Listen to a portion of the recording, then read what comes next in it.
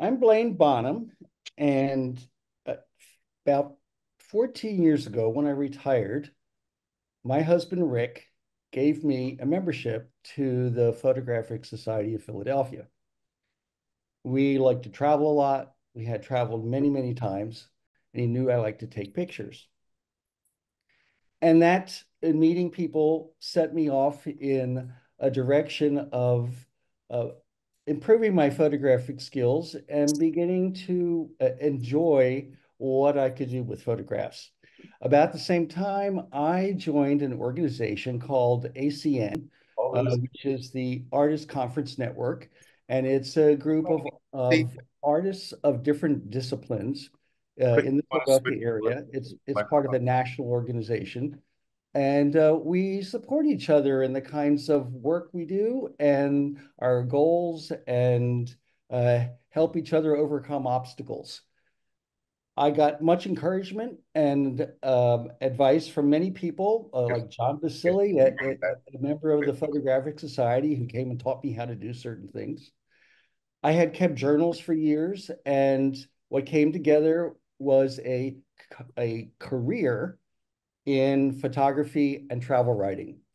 And it's the kind of career that actually I had to pay for instead of it paying me. But what it paid me back, not in money, but it paid me back in the sheer joy of creating, of letting my skills as a creative come forth and allow me to develop stories, tell stories with photographs, and enjoy sharing them with others. I love to travel. And for 27 years, Rick and I have traveled together. It I like discovering new things. So I never outgrew the sense of wow. When I am in a new place, wow is a word that often comes out of my mouth.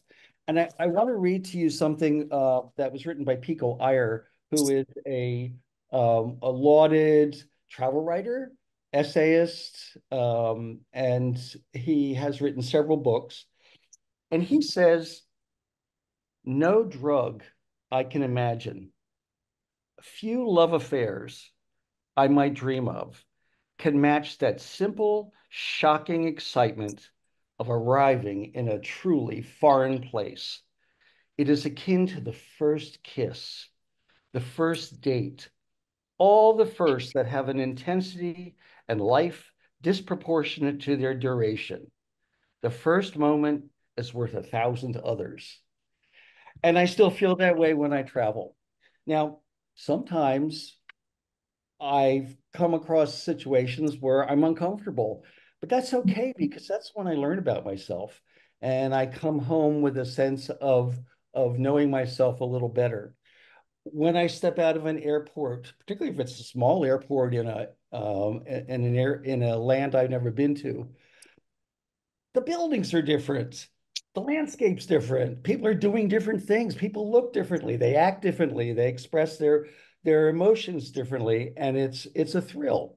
um, Chris Oldfield, another writer, current writer, says travel in a way is voluntary hardship. You put yourself in new and challenging situations in order to have valuable, life-changing experiences. And these experiences don't always come easy, but that's okay because you will learn to roll with the punches. You will learn to adapt and relax and be assertive.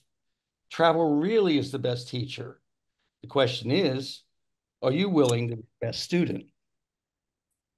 So my travel companions, as I said, has been Rick, and we see eye to eye in how we travel and the fun that we have together. And many travel experiences. We have been with Eva Ray and Suresh Ghosh, her husband, especially to places in the Far East, but also in Europe. And now and then we've traveled singly, as you with another a friend who you'll hear about later. But we like that's the solo travel, traveling with a guide, because it allows the freedom to for us to do what we'd like to do. So, just a little bit about my style of photography. I take lots of pictures, and I know a lot of them I'm not going to like, but I'm of the philosophy that quantity produces enough good material that you're pleased with, that it's worth being free with your camera. One class I took at Fleischer Art Museum, Art Institute, the teacher taught me to shoot from the hip. Carry the camera around on your hip. Don't let anyone see you have it. Get it ready to fire. Learn how to angle it so that you can catch pictures and just snap away. Well, a lot of them are crap, but some of them are priceless. And so that freedom of being able to take pictures so easily. I take them from the car when I'm not driving.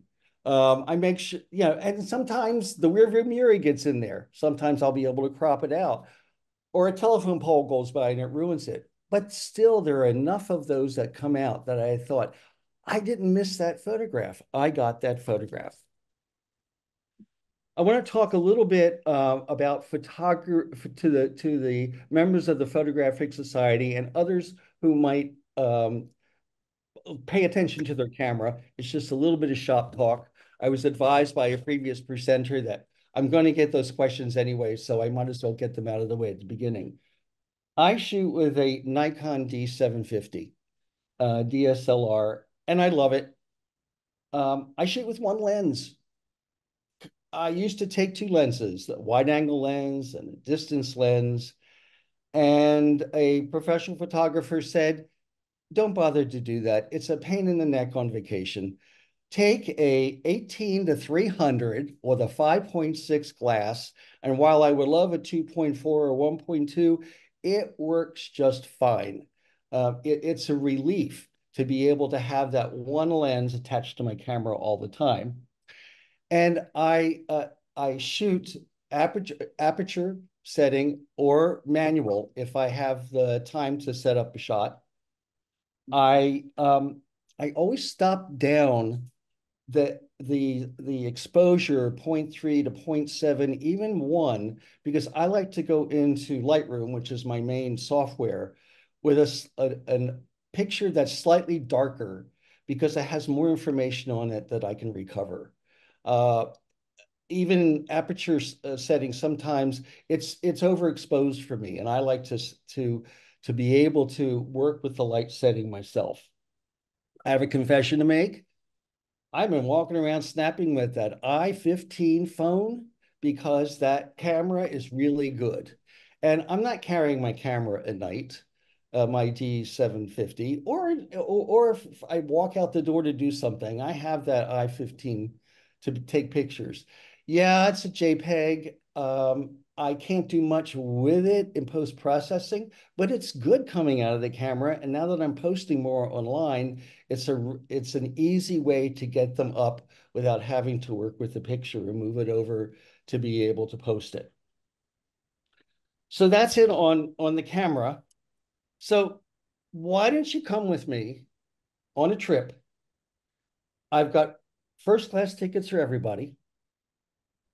Ask the flight attendant to get your favorite beverage and have a snack and sit back and relax. I know your luggage is all checked, your passports have been gone through. Let's have a good time traveling around the world. All right. So faces are windows to the world's cultures. We're going to first fly across the Atlantic, and we're headed to Africa, the northwest corner, and we're going to start to visit. Hold on a minute. With Morocco. We're going to visit 3 locations in Morocco. And I picked 3 because I think they're interesting. A lot of people may not have seen these places, but and there are others like Marrakesh and Casablanca, but let's focus on some of those that are a little bit more unusual. Each of our visits to different countries is going to start out with an image of a face.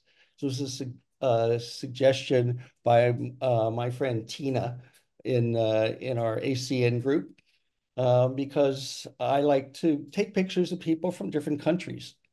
And this is Hamid.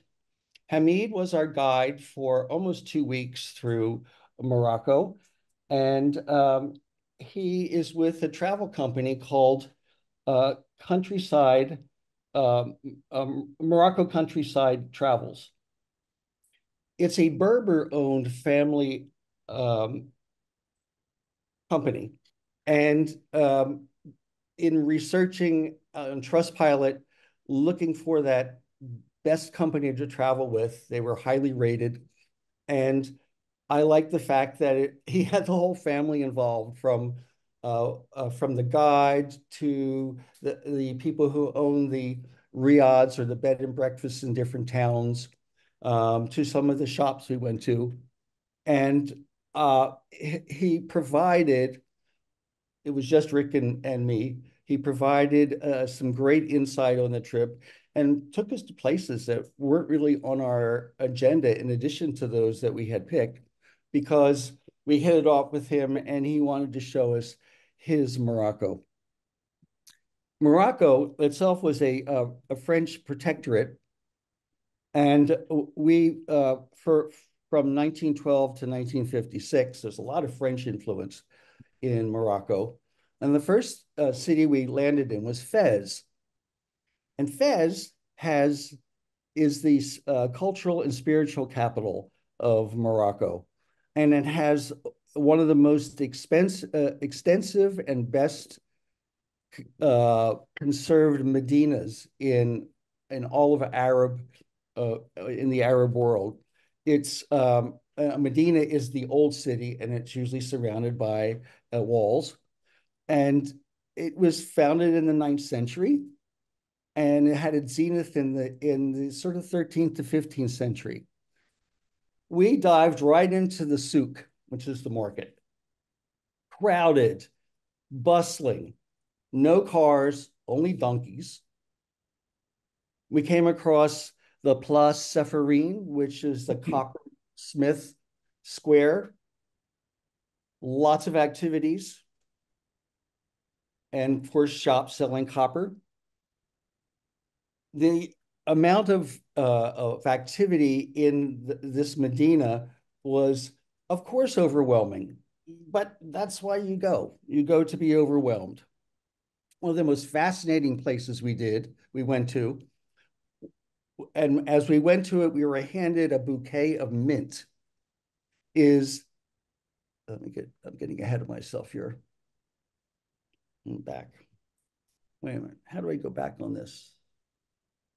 There we go. Are the tanning vats for tanning leather. The smell is horrendous. The smell is from pigeon dung and cow urine and limestone and water and salt to cure them. And then the hides are dipped in different colors. We have indigo for blue, poppy for red. We have turmeric that produces yellow. And the hides then are dried. The men have to cover their bodies in oil in order for the liquid not to stick to their bodies. Can you imagine living with someone who works in the tannery? It would be pretty shocking. But it was a fascinating place to visit and to watch these men apply their trade with that. In addition to the tanning vats, there's the University and Mosque of Karaween, which is famous in the Arab world.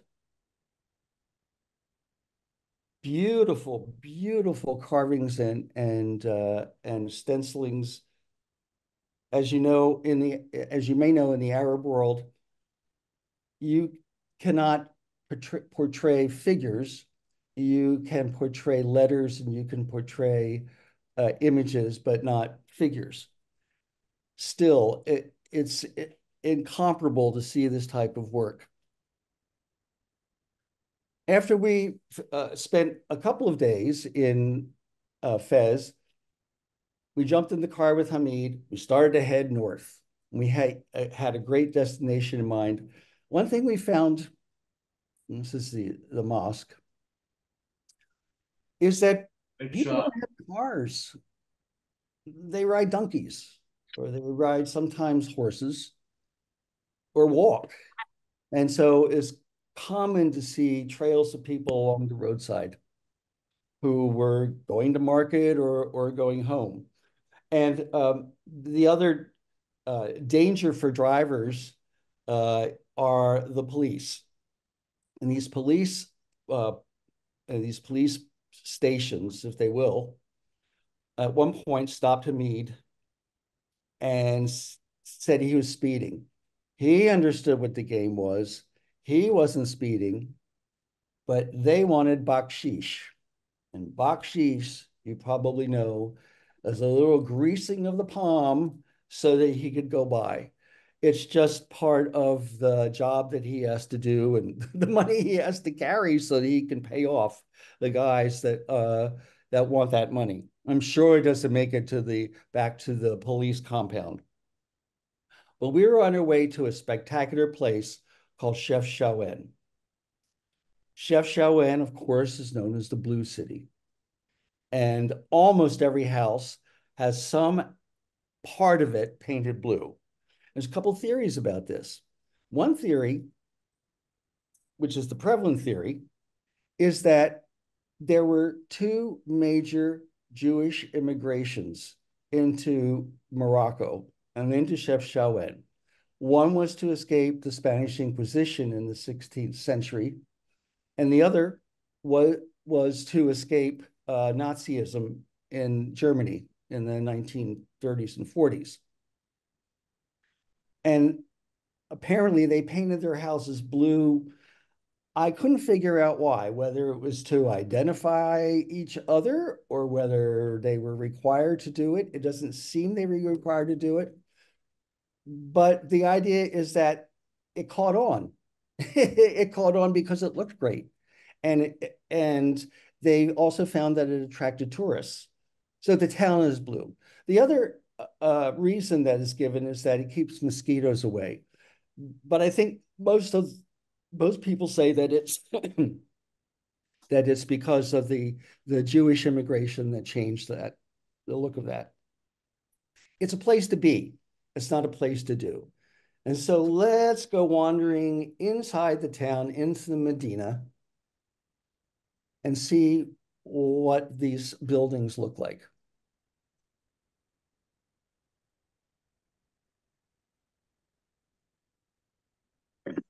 Charming, charming, charming. Didn't want to leave.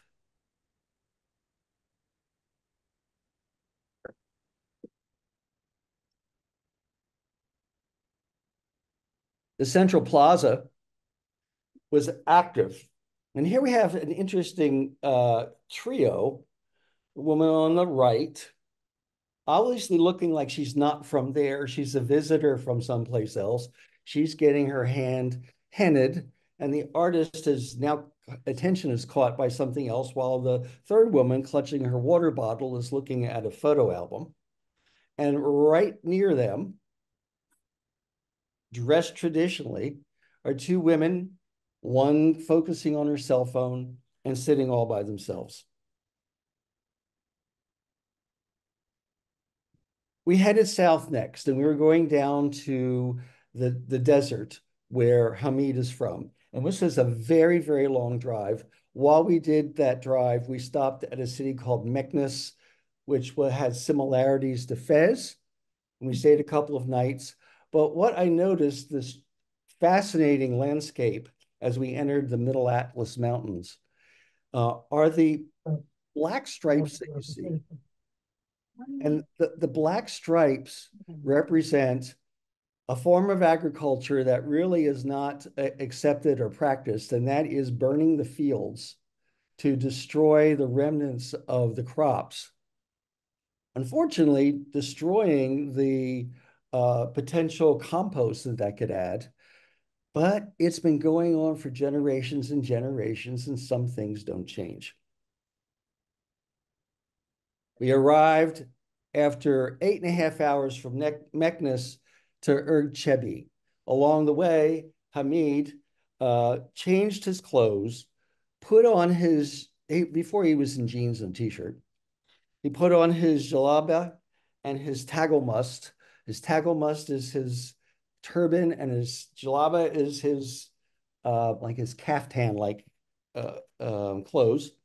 And this is Camp Moonlight that is owned by the company. And what you can't see, it's clearly done, is that all around there are other camps. They're over other dunes. This is Erg Chebi is the name given to the series of dunes in the Western Sahara. Beautiful. Our, you've heard the term glamping. We glamped. We had rugs on the floors, rugs on the walls. We had a marble sink in the bathroom. It was lovely.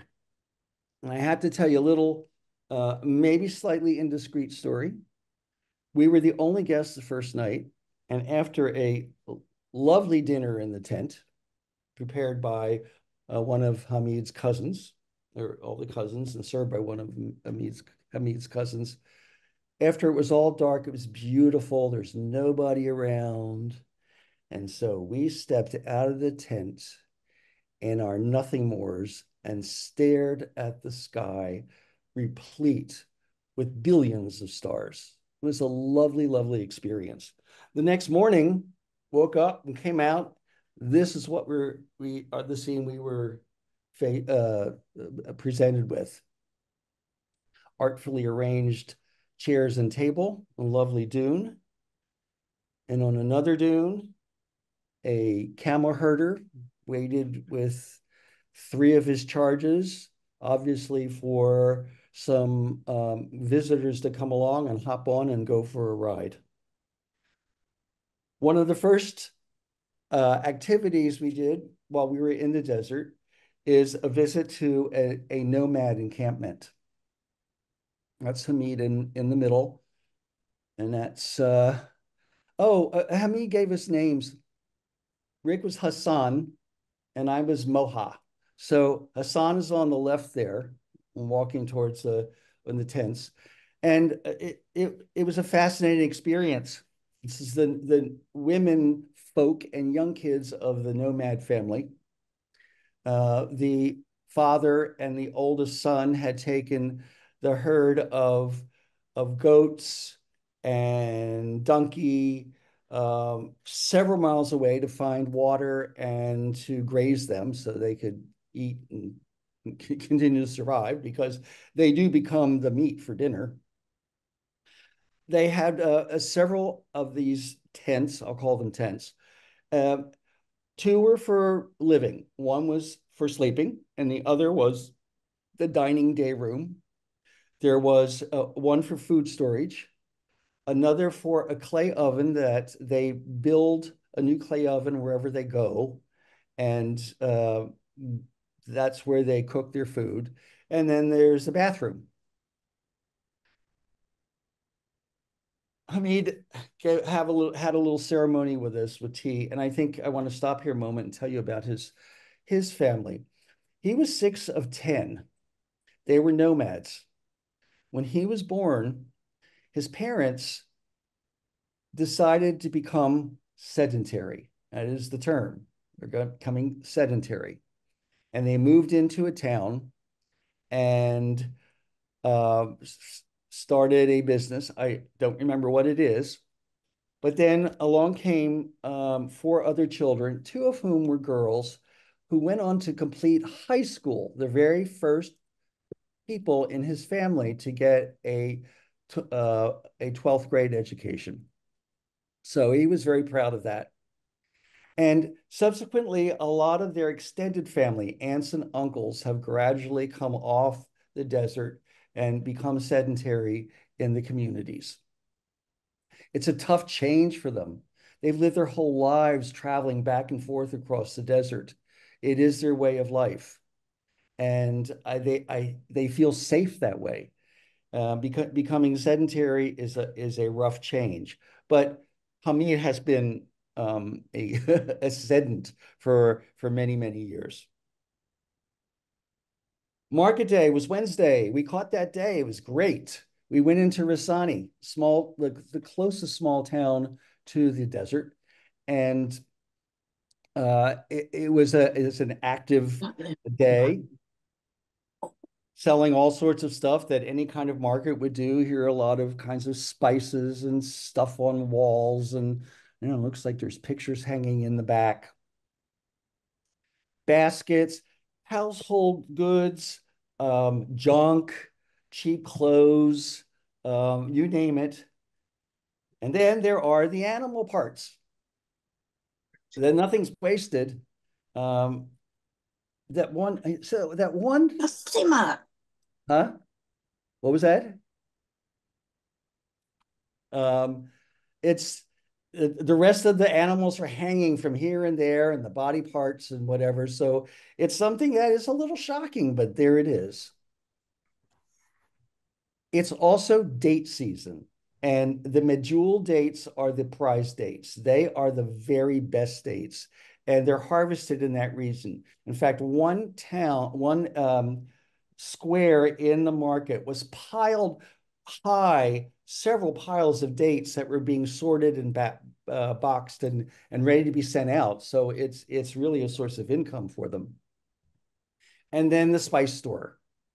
The spice store was one of the favorite markets. I mean, you see the turmeric, you see there's coriander and cumin, there's paprika.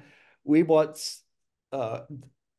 very inexpensive saffron that we brought back home. You see in the back there, Hamid is shopping. It was midday, so some of the stores had already closed up for the day. It's one of these early morning affairs. And of course, Hamid said you have to become honorary blue men. So let's talk just a little bit about blue men. The Berbers make up 75% of the population of Morocco. They were conquered by the Arabs in the 7th century. And the Arabs treat the Berbers like we treat American Indians and other minorities. The Berbers in the eastern part of the country, including the desert area, have remained separate. Some have integrated with the Arabs and intermarried, whatever, but the tribes that are in the eastern part have remained separate, and they live off the desert or close to the desert. And the Tuareg Berbers, of which Hamid is a member, is they dye their clothes indigo, so they're known as the blue men. And the blue sticks to the skin. And so they really do become blue men after a while. We didn't leave it on long enough to find out. We went on a camel ride. I know people have been on camel rides. This is spectacular. It was like a 3-mile ride in a camel. The only thing we could hear was the swish of camel toes through the sand. So it was a great time to meditate. And as our last night, we saw a Berber guide walking across the sand dune. It was very picturesque. And the shot of the sun as it set on the dunes there. So that's Morocco. Let's get back on the plane. We're heading east, pretty far east. It's going to take us hours to get there. But we're on our way to Sapa in Vietnam. And this was a trip that we took with Eva and Suresh. And Sapa is a hill town that is close to the Chinese border. Now, the French were in Vietnam as part of Indochina from the early part of the 20th century to 1954 when they Dien Bien Phu finally pushed them out. And of course, we inherited all that with the Vietnam War. But until then, this area, its main residents are Hmongs, then became a French hill town. And it's where the French went during the very hot summer in the lowlands. We went to see the markets there, of course. And we made it this way, all of us, on a Victoria train. I know some of you really enjoyed the wonderful car, the dining car. It was very beautiful and elegant. But those of you that had a car right next to where the train coupled didn't sleep all night because of the click clack of the trains banging back and forth together. Our woman here, who represents this trip, is a Black Hmong, and you'll see her a little bit later. Sapa is high in the hills. It's in a valley, but it's very high in the hills, and it's often cloud covered. You're in the clouds. There are places called cloud yards, and I'll talk about one in a little bit. But it was a lovely town. We stayed in an old French um, uh, hotel that had been renovated, which is very lovely. But the town was influenced by Indo-Chinese architecture. And we also saw a lot of the summer cottages that the French built to stay in when it was too hot to be down into the valley and down into Hanoi. The first day, we got into an old truck, not a truck, but a SUV that had no shock absorbers, banging up a hill, sliding across mud that had come from rains across the road, hoping that we weren't going to go over the edge. Seeing the rice paddy fields and passing the village of Kankau in the mountains. And then we came to the marketplace. And what a marketplace it is. The flower Hmong, who are wearing traditional market day clothes that their families had worn, their mothers, their grandmothers had worn for years, to show off what their villages, what they produce as a culture.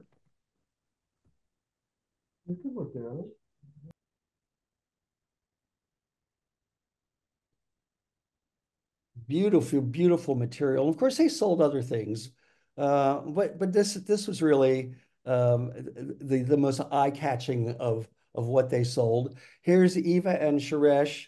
Eva digging in her purse to find some money to buy the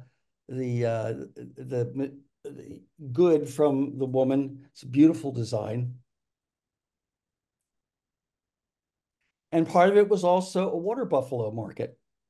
Uh, you see mostly men, but there are some women.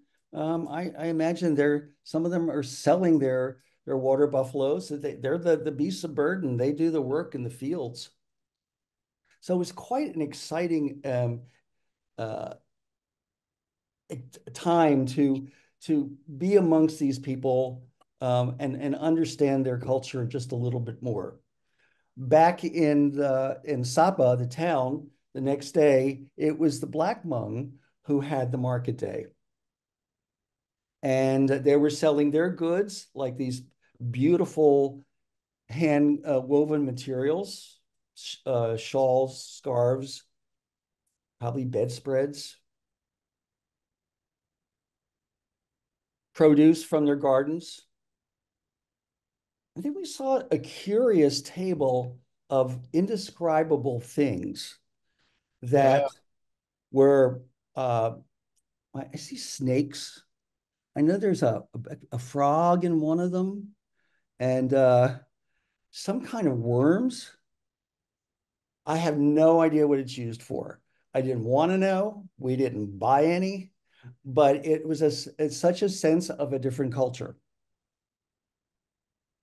Kong, who was our guide in Vietnam and Hanoi and Sapa and Halong Bay, which we went to afterwards, I said, I want to take you up to a cloud yard.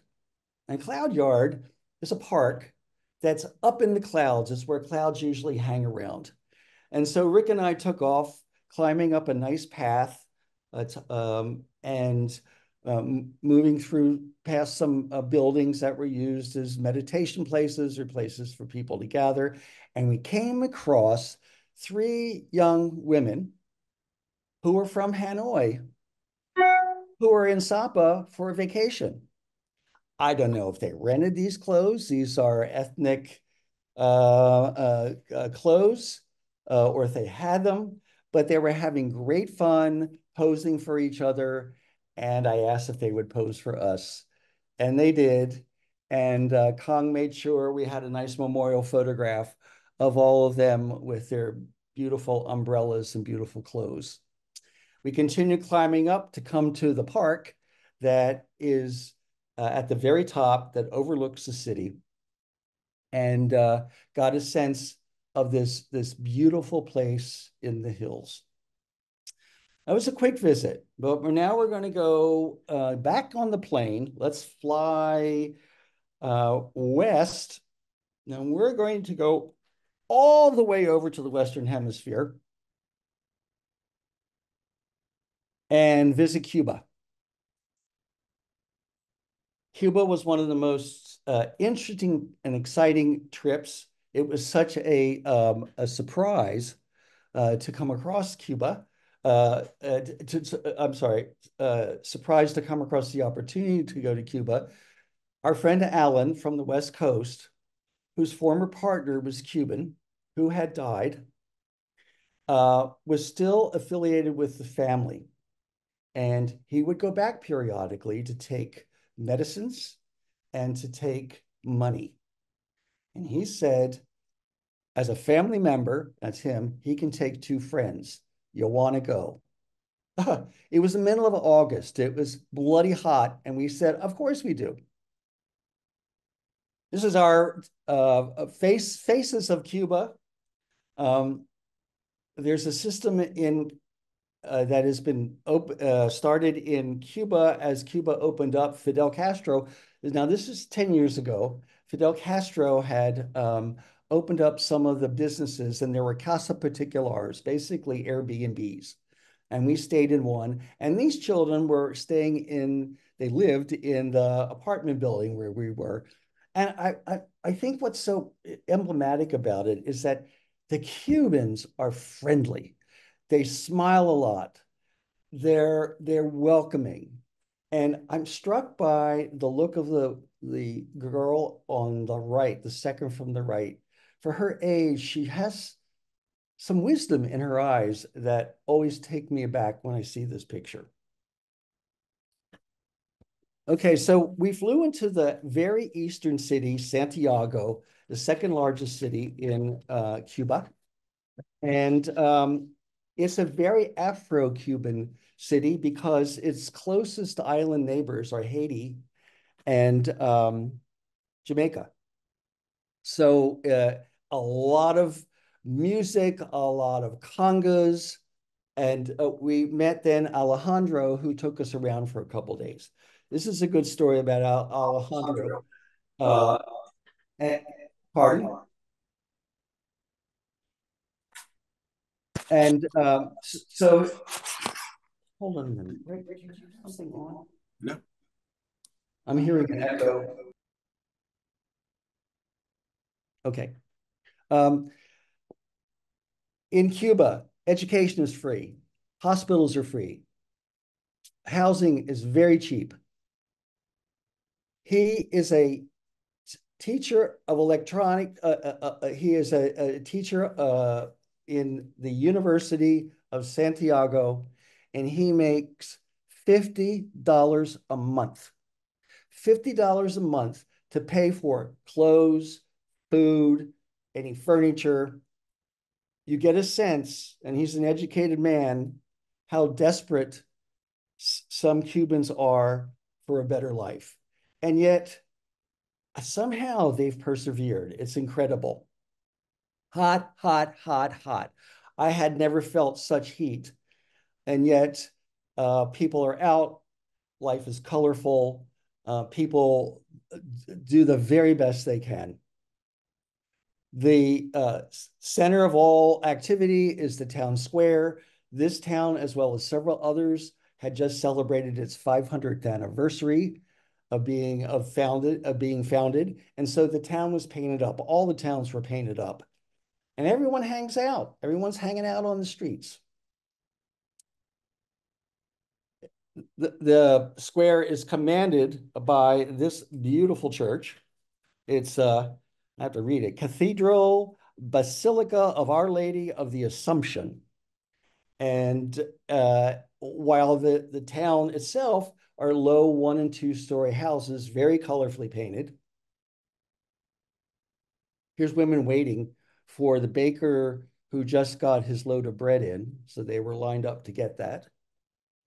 But back in the square, that's where it's happening. And I'm back there one morning, and I'm making notes, and this young guy comes up to me and sits down. He says, he shows me some paintings. I'm thinking, I got to make this guy go away. I mean, this is going to be ridiculous. And he started telling me a story, and I thought, well, okay, well, let me just not shush him. Let me just see what he has to say.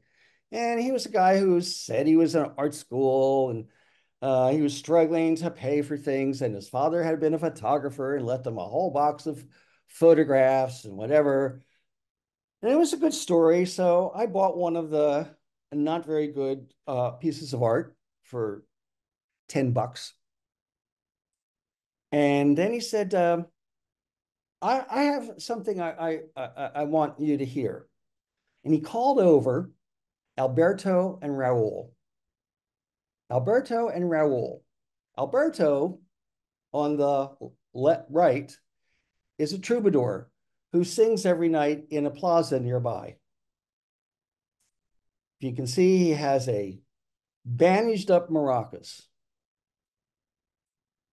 He sang such a soulful lamentation across the square that people gathered all around him to listen. Gave me chills. I was snapping away happily. What a great experience. And when we were done, he tipped his hat to me, and I made sure I thanked him profusely and realized that this is what travel is about. This is the Cuba that I didn't know I was looking for. Let's get on the road. We're traveling across the whole country there. Cars, you're going to see them. This is one of the thrills we all know about Havana and Cuba. Following this car just reminded me of Bob Hope, Bing Crosby, Hedy Lamarr trip, Road to Somebody. We were on our way to Camagüey, which was a town north.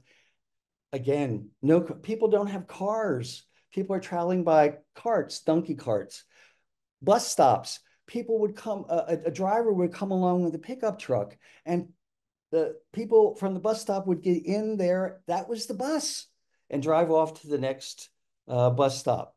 So it's in some ways a destitute country. Brahma bulls being used to collect.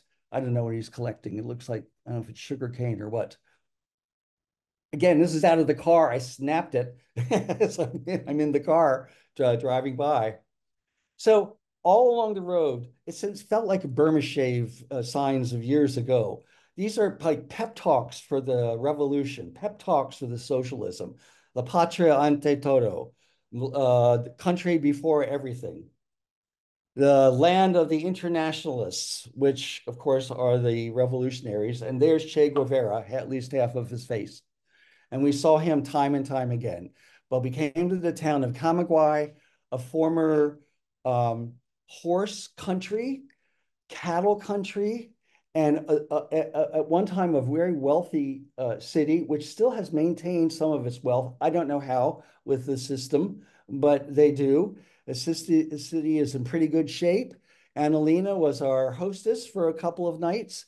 She and her mother and father were preparing a birthday party for her brother, who was in North Carolina, but it didn't matter. They were going to have a party anyway. Many of the houses have been turned into museums. And this is one of the houses that we saw. Beautiful, certainly pre-revolution architecture. You get around by these bicycle taxis, but I wanted to walk. And the town looked pretty good. Although there was a lot of houses, a lot of buildings that needed renovation, some shells, but they looked like they were slowly being worked on. However, I looked in a store window. This is a men's clothing store. What are there? 8 shirts hanging on nails on hangers. That was it. Going into the store, half the shelves were empty. There are no goods. So it's a difficult situation that shocks us as Americans. And yet people again are smiling. I passed these folks, this family, walking down the street, and I asked if I could take their picture. The mother on the right, called the daughter to make sure she would get in the picture. And what a lovely thing. It was such a heartwarming experience. Their town square. This is where their convention center is with Che Guevara, Hasta la Victoria Siempre, which is until victory always. That was the name of a movie that was done on him. And on another building, an outline of Che Guevara, Che Comandante Amigo. So this man is revered. And I will tell you a quick story about this is that you don't see much of Fidel Castro. And there's a reason for that. The reason is that Fidel Castro made Che Guevara the hero. He is the martyr because he was gunned down and killed in Bolivia on another crusade. But the bad secret that a lot of people don't talk about is that Fidel Castro was in on getting him assassinated with the CIA and the Bolivian government because he was a threat to Fidel after they became powerful in Cuba. He didn't really want Fidel to stay there. He wanted to go charge into other countries. He kept complaining to Fidel about changing this and changing that. Fidel got rid of him. But he's the martyr, and everyone has a Che Guevara poster. Let's move on to Trinidad de Cuba in the south. Beautiful old town, red roof, the second most visited town in Cuba, next to Havana, because it's only 4 hours away. People take day trips to walk the town. It's so beautifully reconstructed. We stayed with these folks. Davis is on the left, his mother on the right, and his aunt in the middle, who owned the recently renovated Casa Particular. Davis was a college student studying English and architecture. And for the 2 mornings we were there at 8 o'clock in the morning, he sat down at the table with us to practice his English. And he had his book and he wanted to recite and for us to correct him. And he learned his words from American music, and he loved Nirvana, Avicii, and Hozier, and that's what he talked about.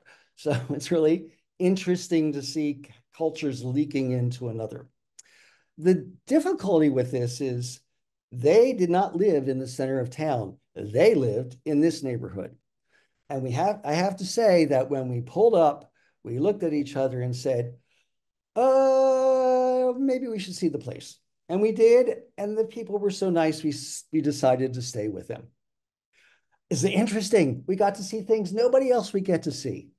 In the morning, 2 mornings, these two guys would come along, one yelling El Pan, which is bread, the other is El Mantequilla, which is butter, and women would come out from their houses and get their goods for the day.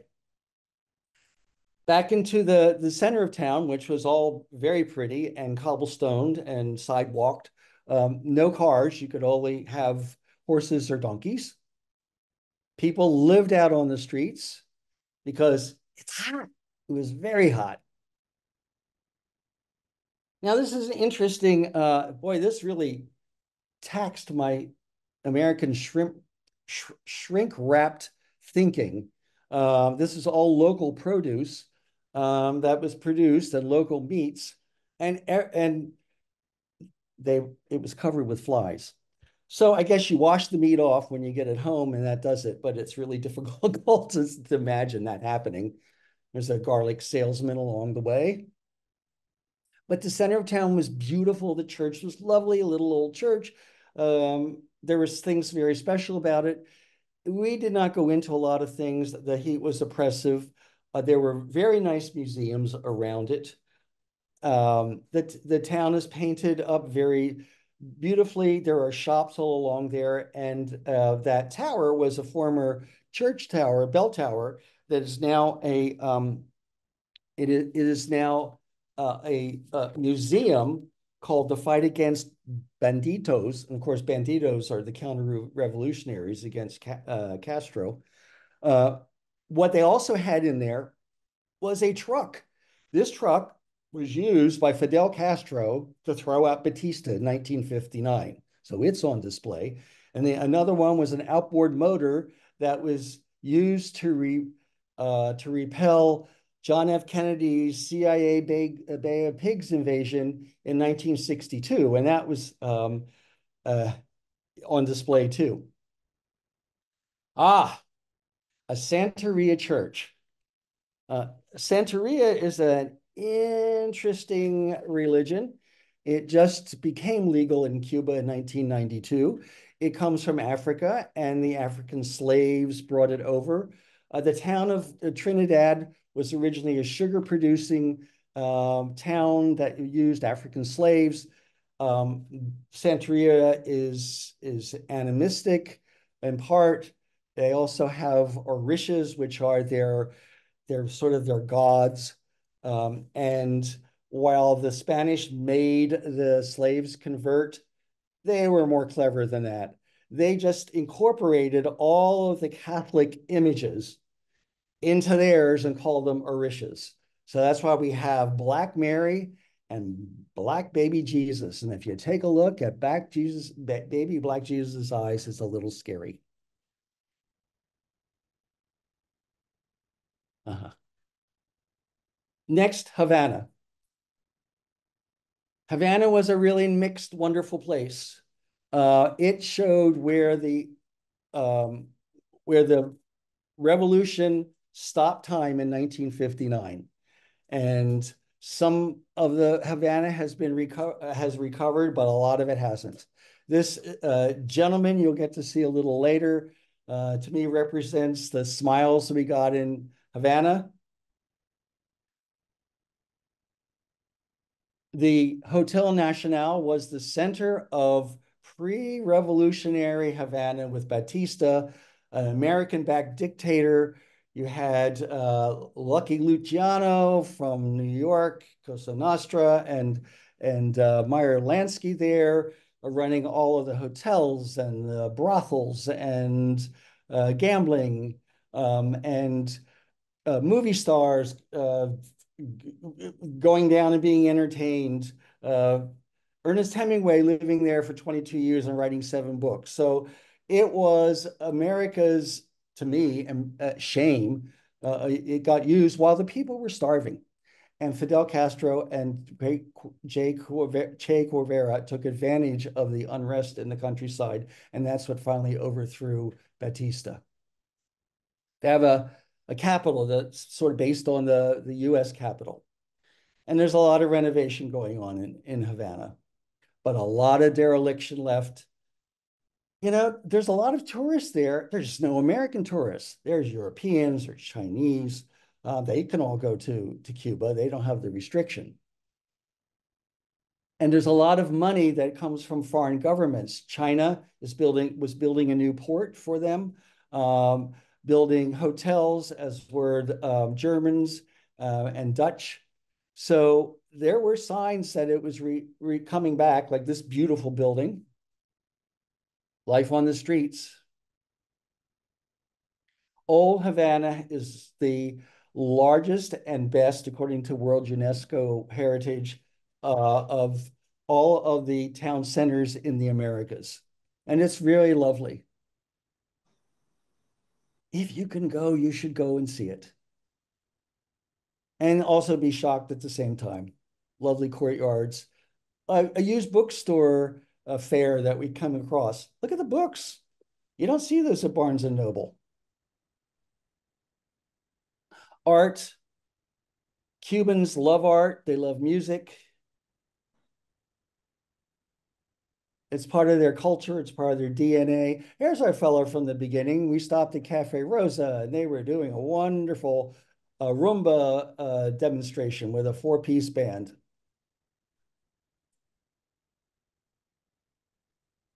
Carnival also started that day.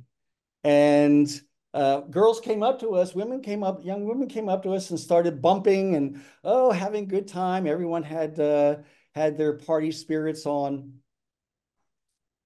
And there was the carnival floats that were going by. Music was loud, music was fun. And then the cars that are held together with glue, the cars that have nothing original about them. They have Russian engines. They've got what my former father-in-law used to call akampucky or gunk that is holding things together, but they look great. Most of them are being used as taxis now. It's just wonderful to see. It's such a visual. That's my favorite one. It was, I don't know what year it was. I think it was a 59 Dodge Coronet. Milena was an accountant. Her brother next to her driving was an architect. They couldn't make ends meet, so they took their grandfather's car out of the garage from 1959 and drove around and used it as a taxi. We passed the American embassy. That was the day that Kerry opened the embassy for the first time in 60 years. And 2 years later, the new president, Donald J. Trump, closed the door to Cuba and we couldn't go back. There's checking out how that car works.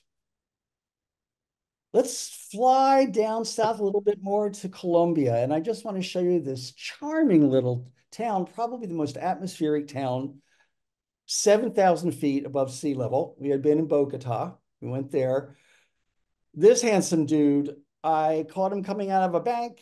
Is he a cowboy? Is he a farmer? Is he a rancher? He got in his car, looked over at me. I looked at him. I looked at my camera down. I looked at him. He put his thumbs up and I got him. Pan American Highway getting to this town. And then we arrive at this lovely uh, Via de Leyva with a huge um, football and two-thirds on each side Plaza Mayor, that was set up by the 16th century soldiers, the Spanish, to practice their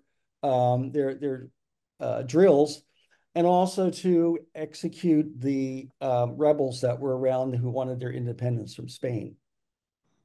The churches and city offices surround it, boutique hotels, very lovely. It's original architecture. There are strict rebuilding codes. It's got a Moorish influence, nice squares. Clouds race across this broad valley so fast that 1 minute the sky is clear, the other it's completely filled up with dark, ominous clouds, sometimes dropping some rain, and they move on so quickly, but allowed this church steeple to stand out in stark relief. I noticed shells. Like, what are shells doing 7,000 feet above sea level? I thought, this is crazy. So our guide says, I'm going to show you. We went to a museum. This, of course, is 115 million years ago. And what they found is this skeleton a farmer found digging in his field. It's a 20-foot saurus, a Muncutosaurus, which died in 20 feet of water, probably got beached because it was in the water. The water was up this high. It was 7,000 feet in the ocean, and this was a lake that was attached to the ocean.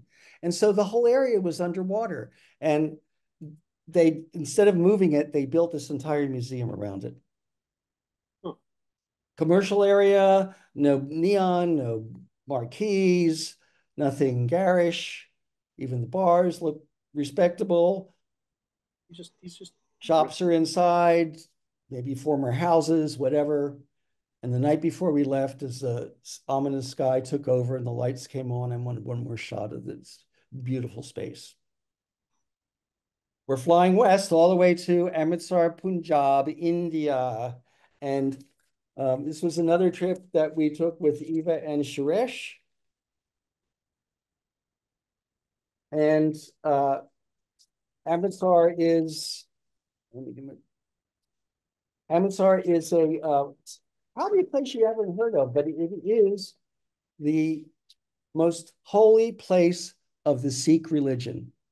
And the Sikhs are, believe it or not, the Sikhism is one of the largest religions in the world.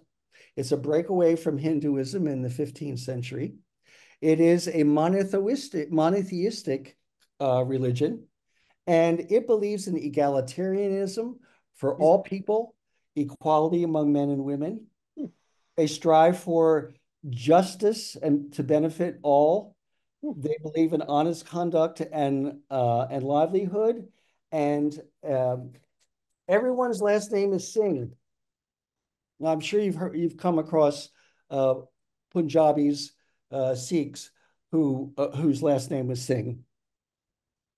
Our lady for this picture hmm. is a woman that Rick affectionately calls Our Lady of the Chapati, because that's what she has in front of her. You'll see more of her later. Um, and we came to see the Golden Temple, this most sacred place. It's in a huge complex surrounded by marble and stone buildings, and with entrances on four sides. We waded through a running water to cleanse our feet.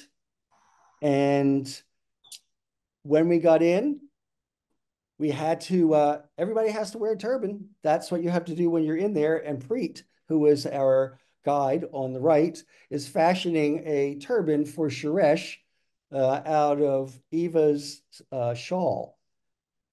Suresh will probably kill me for showing that picture. Um, so they look hostile, don't they? They are not. Indians stare. It is a cultural aspect. In fact, when we were in Delhi, I saw a young man with a T-shirt. He was, I think, a visitor, and the words were "just stare." They stare, smile back, they break into a smile. And these guys were watching us get our turbans on our heads. That's the Golden Temple.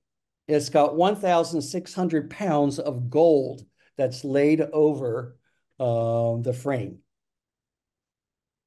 And this gives you its perspective. It's in a huge, what the British call tank of water. And you can see a large, long promenade that goes from the side, people filing in to go into the temple to read, to watch the reading of the great book and just see the interesting rooms in that temple. Beautiful architecture. Men entering the water to pray to their God. One of the most outstanding experiences about this is called the langar. And the langar is a whole process of feeding the pilgrims and the poor people in the area. Each day, they feed thousands and thousands of people. Speed, And it's speed. the church, or not the church, excuse me, the Sikh administration has some people that oversee all this and organize it, but it's hundreds of volunteers every day that come to do all this work of preparing and feeding people. Yeah, I'm stuck here a minute.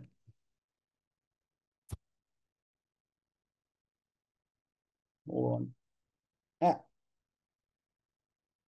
let me go back here.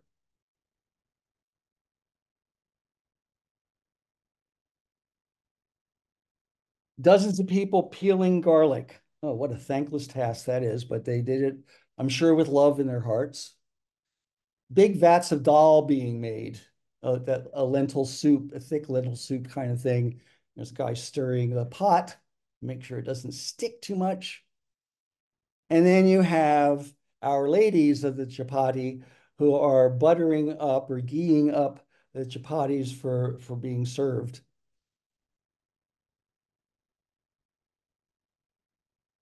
And of course, they have to be clean. So these guys are receiving dirty plates and dishes and whatever. And then the dishwashers, rows and rows of dishwashers. The guy on the in the plaid turban on the right caught my eye and motioned for me to come over to get in line and wash. And our guide said, "No, you're not going over there. We have to move on." Well, it was a temptation, but I'm sure he had better sense about it. Back out on the street, and we didn't go in the temple because we were coming back later that night. Back out on the street, you back out on the street, you get this sense of the colors of India. This turmeric shawl this man is wearing. Look at the colors of the rickshaws. They're blue and green and red. And it throngs of people. And that day particularly was Republic Day in India. And Republic Day is sort of like our 4th of July, but it's the day in 1950 when all of the, after independence from England, all of the British Crown, all of the states signed a document forming the Republic of India. So it was crowded, lots of people in the city. I take this because in all of this, there was this ship of what looks like cotton candy that moved through the crowd. I never saw anyone carrying it. It seemed like magic. It seemed to go with what I was experiencing that day. Now, here's a time when you actually get caught doing something you shouldn't do, which is I steal photographs of people. What I mean is glances at people and snap. And as I did, he turned and looked me right in the camera. I went, I was put the camera down. I nodded to him. He nodded to me and he kept on going. The second part of the day was one of the most thrilling things I've ever done. And that's going to the India-Pakistan border for the nightly closing of the gate between these two warring countries, basically. And because it was Republic Day, there was a huge celebration going on the Indian side of that border. But going in, we came across a lot of protesters flying the black flags of protests. And if you'll see, and that day also, President Obama was arriving in India to meet with the president to sign different agreements. And they were petitioning Obama to help the minorities. And here we go. Really, the Sikhs have often tried to get independence from India, and because they feel that the Indians oppress them. In fact, the Golden Temple was bombarded in 1984 by the Indian government led by Indira Gandhi because the temple was housing one of the rebels, the leading rebels for independence in the Golden Temple. So they bombed it. Consequently, 4 months later, Indira Gandhi was assassinated by her Sikh bodyguards. So that's that story. But look at the numbers of people. There were several bleachers that were just jammed. We sat in a special area for visitors. It was so crowded. We were sitting on steps. I couldn't stand to take pictures very often because people say, sit down, sit down. But I can't believe those four guys there didn't know each other because you have the pink guy, yellow, blue, and green all cheering the crowd on. Lots of performers doing acts, children involved. Oh, they're dressed up for Republic Day. Lots of show of military, lots of nationalism, bravado. And then the march to this closing ceremony. These guys with their headdresses on and the red are marching to the gates where they met the Pakistanis who are in black. And they supposedly exchange a box of sweets as an offering. You know, if you know Indians, like I know Indians, they love their sweets. And so they exchange sweets. I've even read that now and then they sit down to tea together, but that's unsubstantiated. And then the gates get closed and the ceremony was over. But it was quite a raucous, enjoyable experience. That night we went back to the temple, the Golden Temple, and were able to get in and see the reading of the Great Book. The Great Book is like the Bible. There are several books that comprise the Great Book, and different people sit down and read passages all day. And then at night, a pelican is decorated by men, and they carry in the pelican, and a book goes into that on those pillows, and then gets taken out and taken to another building where it's given its cookies and milk, and it goes to bed. Let's finish up this quickly. The last trip, we're going back to Europe. We're going to go down, get some pizza. That's where it comes from, Napoli. Um, and we'll visit a little bit on the Amalfi Coast quickly.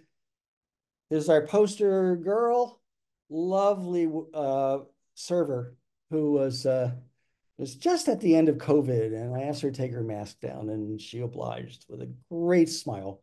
I had a particular affinity to Napoli because it felt like Philadelphia because of its fortunes. It's had great fortunes in its history.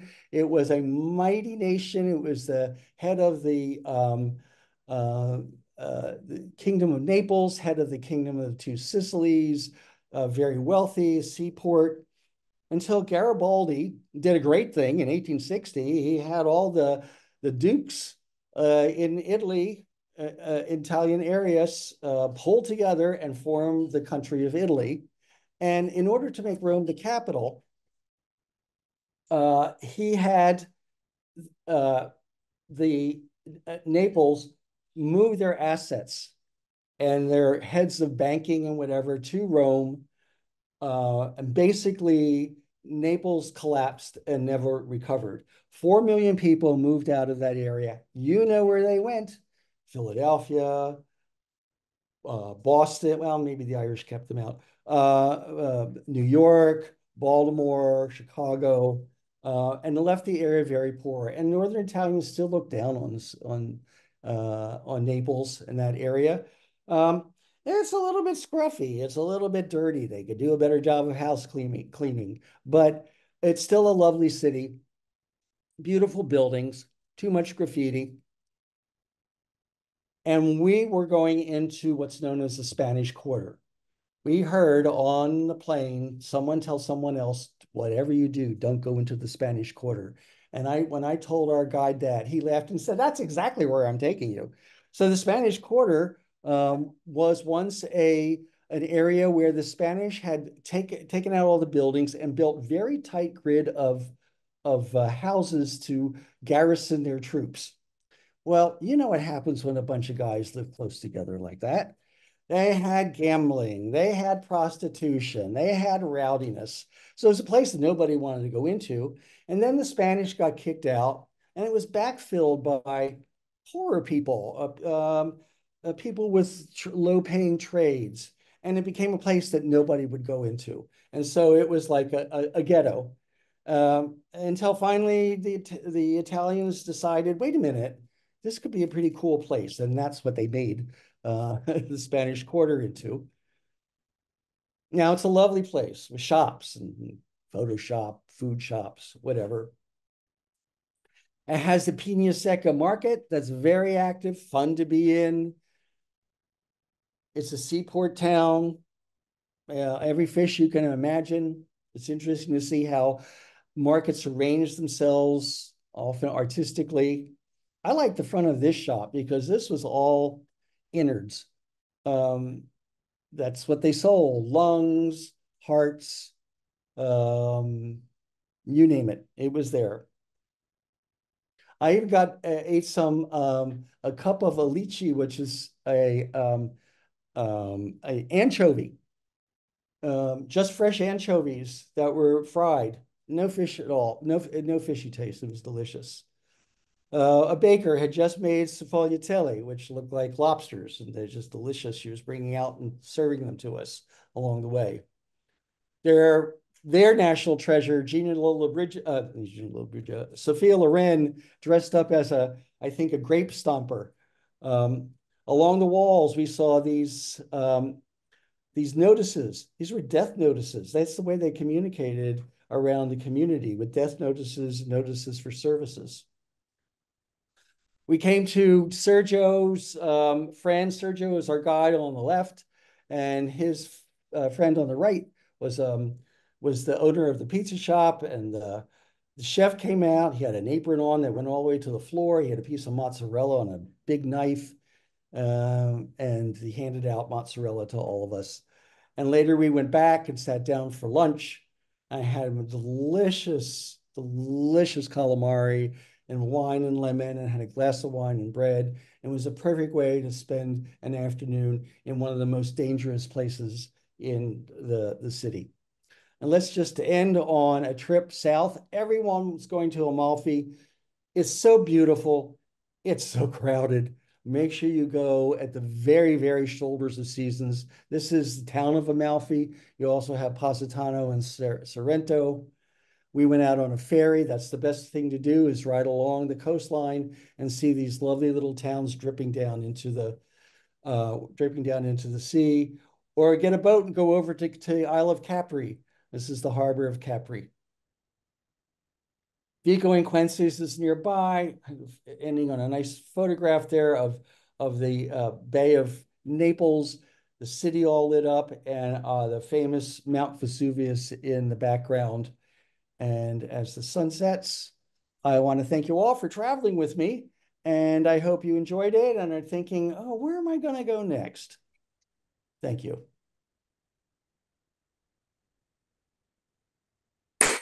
Amazing. Thank you. Oh my gosh. What an amazing night we've had. Whoa. Whoa. Amazing.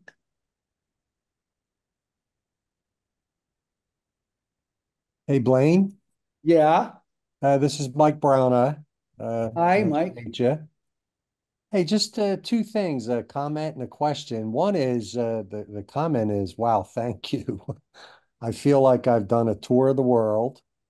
I love your photography, and your presentation style is very engaging, very interesting. I really enjoyed it. Thank you so much. Appreciate that. But I have a question. Seems like you've been all around the world. Where are you guys going next? We leave for Japan in a couple of weeks. Wow. Wow. Okay. All It's the right. next spot, with friends who are online now tonight, Kevin and Brad, or someplace. Uh, Wow. four of us are going to travel. Fantastic. Thank you. Thank you. Blaine, Yes. hey, it's Mike. Hey, Uh, Mike. that was fantastic. I'm so proud of your work. Um, Question, how do you speak to us of the tension between the desire for spontaneity and authenticity and the desire to obtain consent from your subjects? Oh, my. Oh, what a question. I think it's the photographer's dilemma. Um, if you're clever and can catch someone and they don't see it, I mean, they're in the public. Uh, Sometimes if I catch someone and they look at me, I ask them. And rarely do they say no. And sometimes they do. Um, But it seems like Better to answer that. once you've asked them, the You're a little moment bit of you're a little bit of a photographic thief, you know? It's There may be other opinions about that, but that's mine. Hey, it's Randy. Hey, Randy. I've been in a car with you, and I believe that you would take pictures while you're driving. Yeah, right. And a lot of, these are all fantastic and representative of the various places. Do you still take pictures locally where you're at? Um, I have to confess that in the last year or so, I have not. I think, my family knows we've been through major renovations and all that stuff. I've got falling out a little bit of it. I have historically taken a lot of, local street photography. John Benino, who's on tonight, is a terrific street photographer in Philadelphia. I'm sure there are others on here too that take pictures. Karen Benson takes local pictures. Um, yes, I'd like to do more of it. It's like on the next. It's on my list. It's like I got to get back to that because it's so much fun. Well, this is Diana, and I have to agree with Randy. You would take pictures from the car. Right, right. And hold them together with Akumpucky. Yeah.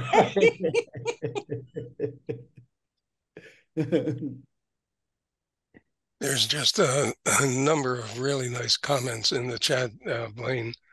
People saying, really nice job. Thank you. Wonderful presentation. So natural. Excellent work. Outstanding work and presentation. And thank you. You're an amazing photographer, presenter, and storyteller. So there's a lot of appreciation and love coming out of that chat panel. Thank you. I got to make sure I capture this chat because I can't see them all at once.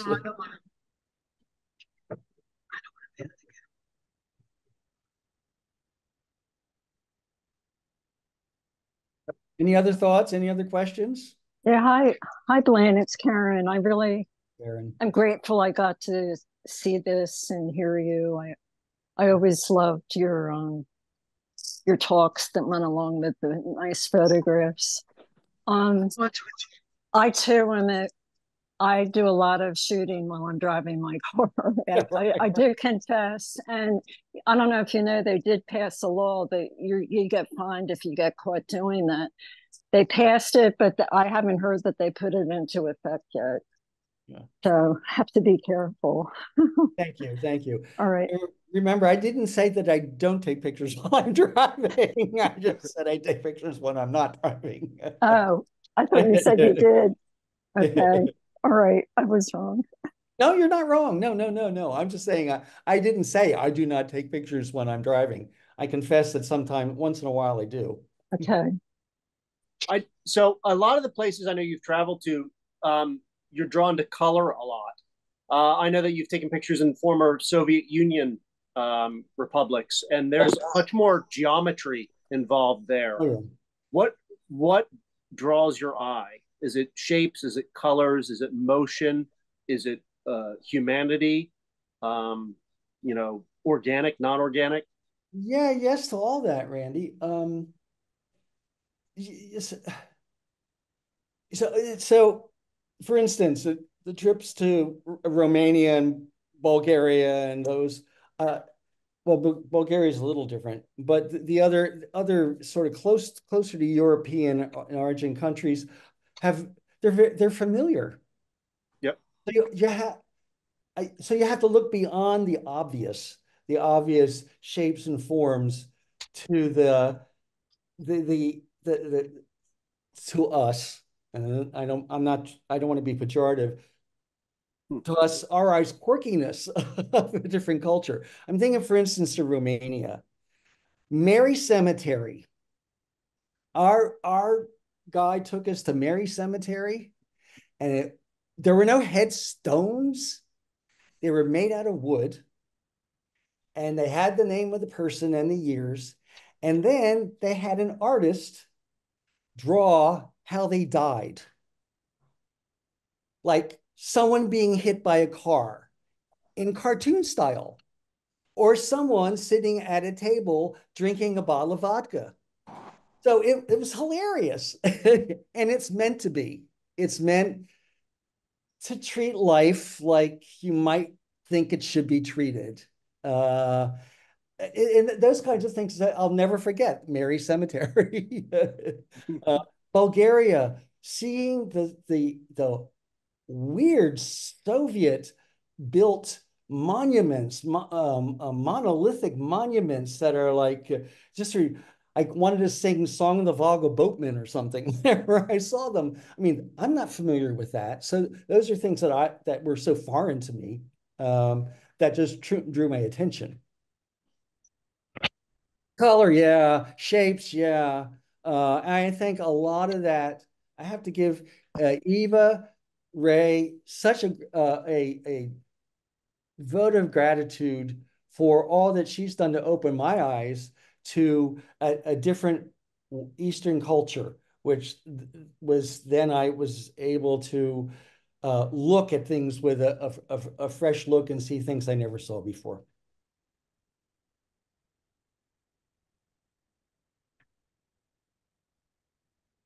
Blaine, it's Ellen.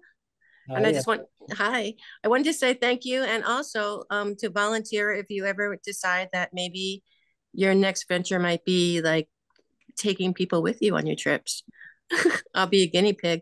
You know, I know I know someone who could help arrange all of that. Oh, do you? Yeah. I'm guessing he's to your left. Yeah. And I think he's your uncle, right? Yeah. Yeah. Thank you so much. Very enjoyable. You are an amazing presenter. I appreciate it. Thank you. Thank you. Sure.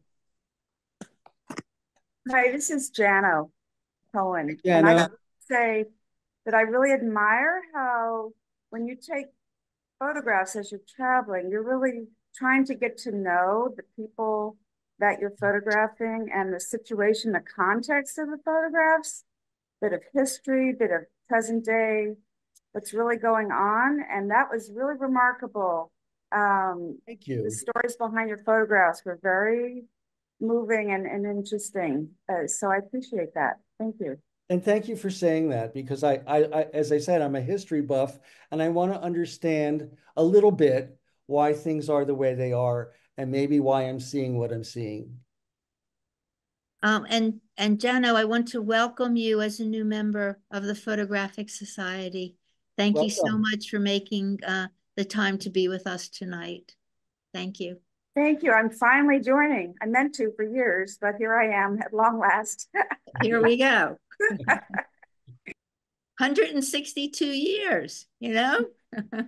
Eileen, Yes. Blaine, thank you very much. Oh, Wonderful. John, yes, thank you. You're welcome. Thank you. Good night. Great storytelling. Really appreciate it. But I'd also like to make a little announcement. Jano is going to do a special presentation for us on Saturday, September 28th at Unique Photo. Oh, great. I saw that. Yes. So look for notices about that coming out in the next day or two. Looking forward to that. You. Her story of her boxing project. Fascinating photos and great stories. We'll look forward. John, I just hit send on that notice, so that just went out, Jano. And we're all getting ready for the October show at the Plastic Club. And the notices have gone out. People have been submitting their JPEGs and signing up to be in the show. And we're all looking forward to 162 years. Wonderful. Wonderful. And Blaine, thank you. I've waited so long for this. You know, I probably asked you, I don't know, 6 months, 7 months, 8 months ago. And you said, well, yeah, I have this little space when I could do it. Oh, thank you. Thank you. An incredibly enjoyable night. Just amazing. It's just amazing. It's just wonderful and amazing. And everyone no one has to drive home. It's yes, everyone have a wonderful, wonderful night.